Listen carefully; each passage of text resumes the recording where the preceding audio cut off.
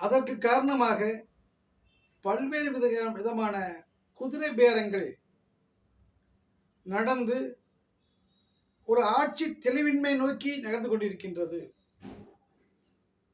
இது முழுக்க முழுக்க குதிரை பேரமே.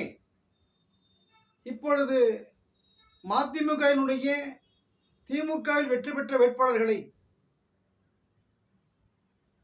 பெரிய பாரம்பரியமிக்க கட்சியான திமுகவில் இருந்து வெளியேறி புதிய கட்சி தொடங்கிய வைகோ அவர்கள் தன்னுடைய கட்சியும் இப்படி அமைச்சரவை இடம்பெற வேண்டும் என்ற நோக்கத்தில் இருந்தார்.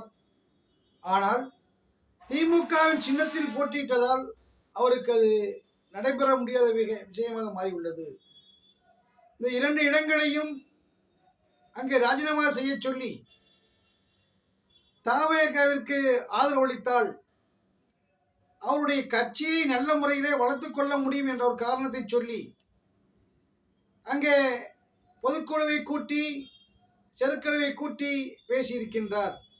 ஆனால் அந்த 2 எம்எல்ஏக்களும் சொல்லிவிட்டார்கள், நாங்கள் உதயசூரியனால் அந்த சின்னத்தை வைத்து நாங்கள் வெற்றி பெற்றவர்கள், நாங்கள் உங்களுடைய பணிக்கு நாங்கள் வரமாட்டோம்,